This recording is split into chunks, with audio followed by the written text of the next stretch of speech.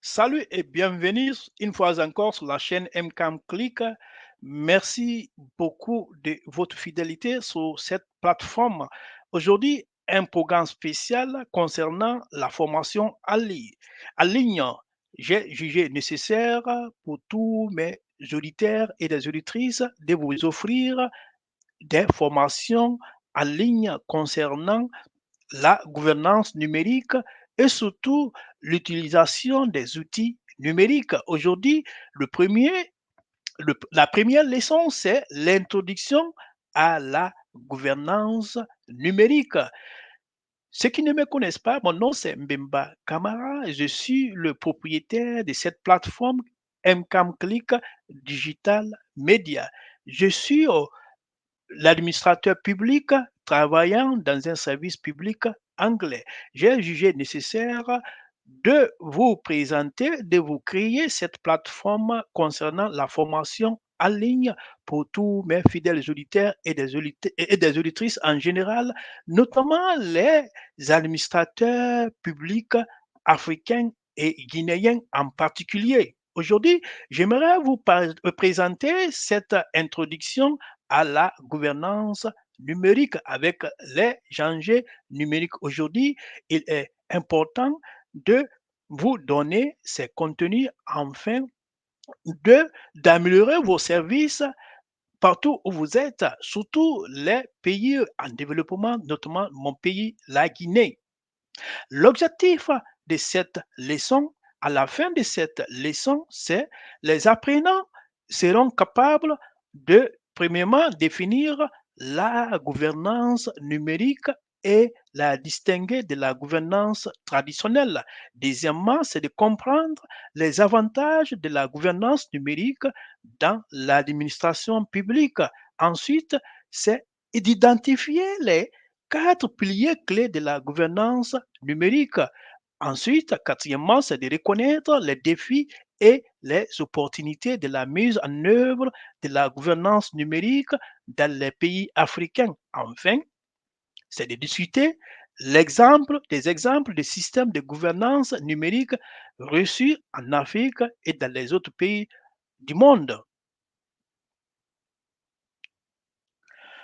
Voilà l'introduction à e-gouvernance. Selon les sources, les différentes sources, la définition en ce qui concerne la gouvernance numérique, c'est l'utilisation des technologies numériques pour améliorer l'efficacité et la transparence de l'administration publique en offrant des services améliorés aux citoyens et en favorisant une meilleure participation.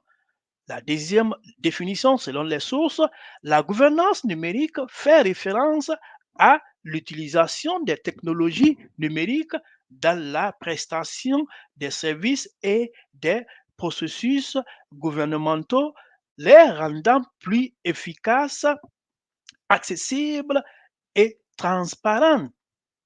Maintenant, je vais vous expliquer comment comprendre la gouvernance électronique ou bien la gouvernance numérique, son importance et son impact. Comprendre e-gouvernance ou bien la gouvernance numérique, son importance et son impact.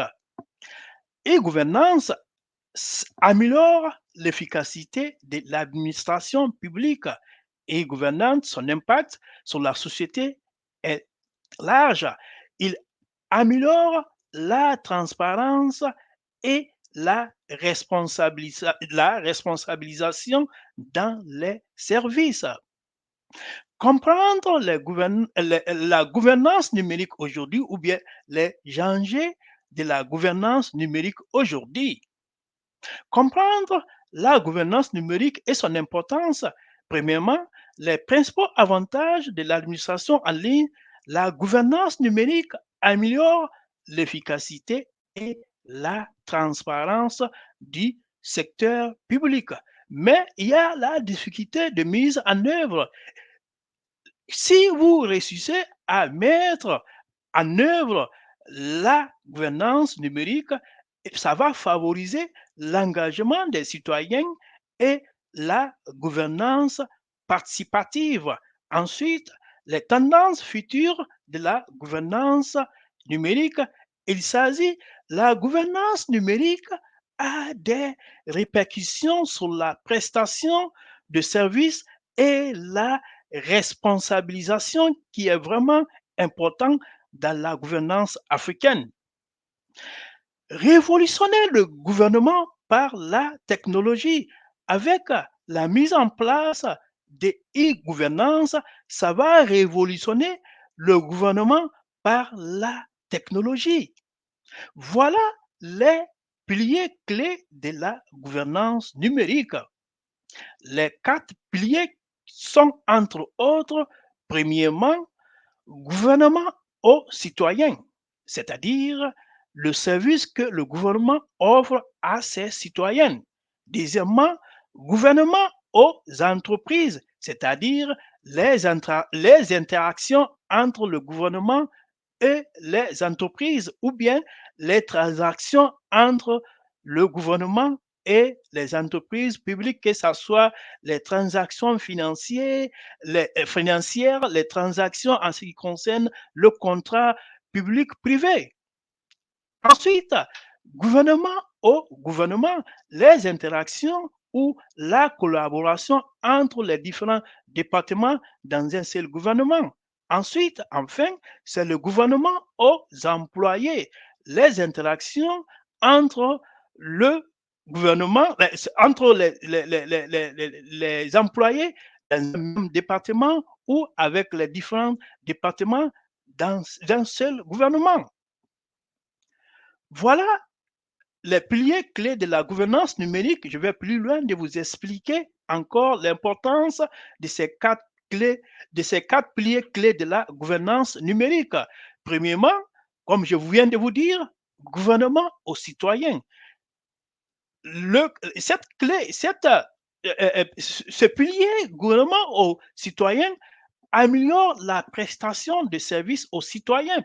Par exemple, si vous voulez vraiment aider vos citoyens, vous avez l'infrastructure dans un service d'immigration, par exemple, vous pouvez vraiment faciliter ou adopter les applications qui vont vraiment aider les citoyens à faire appel à des services pendant qu'ils sont dans leur maison, dans leur salon, par exemple, eh, eh, enregistrer leur application, leur fichier dans le système que le gouvernement a mis en place pour vraiment euh, appeler ou bien faire postuler pour des services publics. Ça, c'est un exemple bien précis. Deuxièmement, gouvernement aux entreprises. Les services que le gouvernement offre aux entreprises, par exemple, notamment le paiement des impôts, par exemple, ou bien paiement des factures entre le service que l'entreprise a offert au gouvernement moyennant un paiement. Si vous avez des plateformes que vous allez mettre en place pour que les deux entités, c'est-à-dire l'entreprise et le gouvernement, font leurs transactions en ligne. Cela va vraiment améliorer et faciliter les interactions commerciales avec le gouvernement. Troisièmement, le gouvernement au gouvernement. Avec la communication, avec les outils numériques, la communication vraiment va s'améliorer parce que vous allez avoir une chaîne de communication vraiment transparente avec l'efficacité des services et l'accélération des services entre les départements. La collaboration vraiment va vraiment être vraiment efficace. Enfin, gouvernement aux employés. La rationalisation des opérations et des processus internes vraiment vont être améliorés. Ça va vraiment donner un aperçu où les interactions entre le gouvernement et ses employés vont être vraiment transparentes et efficaces. L'administration en ligne transforme la fonction publique, assurant ainsi l'efficacité et l'accessibilité pour tous les citoyens. Merci de m'avoir écouté et à la prochaine présentation où je vais continuer avec le même sujet en vous indiquant, en vous présentant les, ce qui va venir concernant les autres importances en utilisant ou bien en adoptant le service numérique dans un système public africain, notamment le système public guinéen. Merci surtout de votre fidélité et votre écoute. Rendez-vous la prochaine fois pour pour une autre présentation, je vais dire. Merci.